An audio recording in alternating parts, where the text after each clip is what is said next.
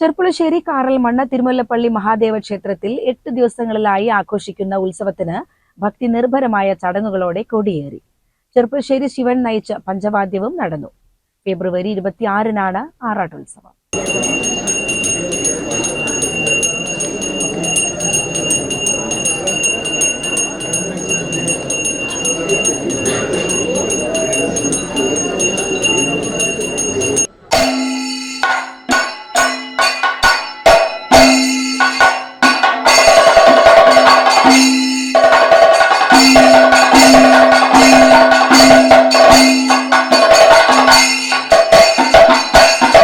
തന്ത്രിമാരായ പെരുമ്പടപ്പ് ഋഷികേശൻ സോമയാജിപ്പാടും മേൽമുണ്ടയൂർ അനൂപ് കൃഷ്ണൻ നമ്പൂതിരിയും കൊടിയേറ്റ ചടങ്ങുകൾക്ക് മുഖ്യ കാർമ്മികത്വം വഹിച്ചു.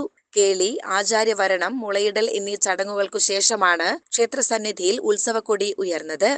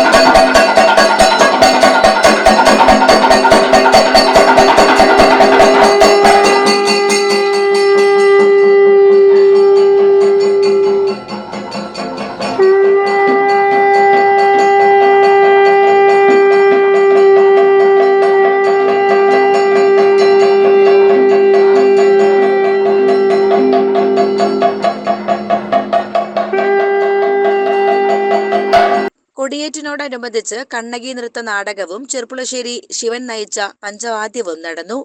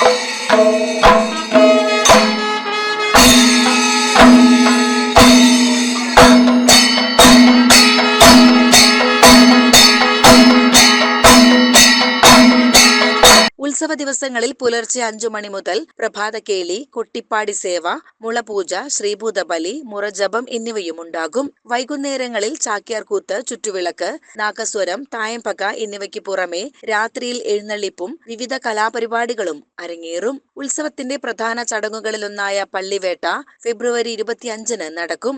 ആഘോഷങ്ങൾക്ക് സമാപനം കുറിച്ചുകൊണ്ടുള്ള ആറാട്ടുത്സവം ഫെബ്രുവരി 26-നാണ്. തുടർന്ന് രാത്രി 7:30-ന് മാഹാളിക്കുന്നത്ത് നിന്ന് 3 ആനകളുടെ അകമ്പടിയോടെയും പെരുവനം കുട്ടന്മാരാരുടെ പ്രമാണത്തിൽ പാണ്ടിമേളത്തോടും കൂടി തിരിച്ചെഴുന്നള്ളിപ്പ് നടക്കും. ക്ഷേത്രത്തിൽ 21 പ്രദക്ഷിണം പൂർത്തിയാക്കി കൊടിയിറക്കുന്നതോടെ 8 ദിവസം നീണ്ടുനിന്ന ഉത്സവത്തിന് സമാപനമാകും. CCN ചെർപ്പുളശ്ശേരി.